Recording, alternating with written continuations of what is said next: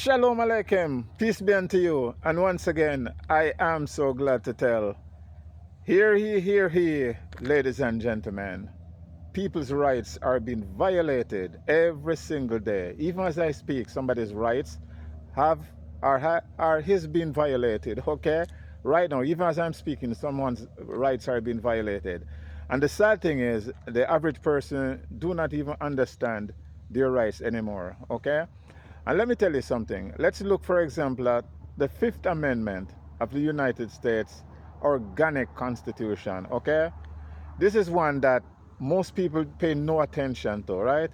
It states that, I'm just paraphrasing, no one shall be held to answer to a capital or otherwise infamous crime unless on presentment or indictment from a grand jury, okay? This is very, very important. Why? Because people are being arrested every day without presentment or indictment from a grand jury. A lot of time people are being arrested just on the prosecutor filing formal charges. No presentment or no indictment from a grand jury, okay? The Constitution states clearly in capital or infamous crimes. Now, what is capital crime? For example, somebody charged for like murder, treason, stuff like that. Those are capital crimes that could warrant the death penalty, okay? An infamous crime and case ruling states this from the high courts. Infamous crime is anyone in which a person could face up to a year or more in the penitentiary or in prison, okay? So any crime alleged that a person will face like a year or more is considered an infamous crime. Do your research, you'll see it. There are case rulings that there's so-called case law that mentions that, okay?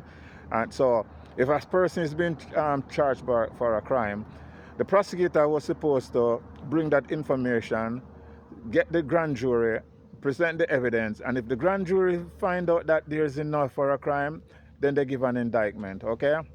If not, then they shut it down. Now, people's rights, like I said, have been violated. They do not follow the Constitution. There's a lot of people right now in jail, in prison, who were not afforded this Fifth Amendment protection. Now, this is a trick. Years ago, I spoke to an attorney who, obviously, the poor lady doesn't know anything at all about the Constitution and the laws.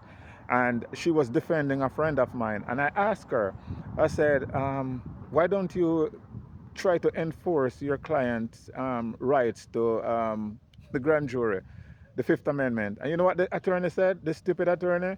She said to me, oh, that's for federal cases. I said, ma'am, no.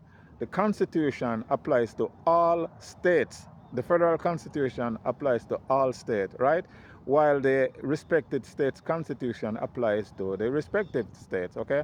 Federal law, so-called federal law, or the Republican constitutional law, applies to all states in the Union, okay? Very plain and simple. The Sixth Amendment states that, right? That this Constitution and the last pursuant shall be the supreme law of the land. Every judge in every state is bound by oath thereof. Those of the executive, legislative, and judiciary. In other words, every branch of government are bound by oath to uphold and defend the Constitution. So when somebody come and say, oh, that's for federal law, no, federal just means it applies to all states. Okay, so yeah, look into it, study it. The Fifth Amendment, there must be an indictment from a grand jury if there's a capital or infamous crime, or in other words, any crime alleged that a person is facing a year or more in jail. So until then, do your research, people. And once again, I am so glad to tell. Shalom Aleichem. Peace be unto you.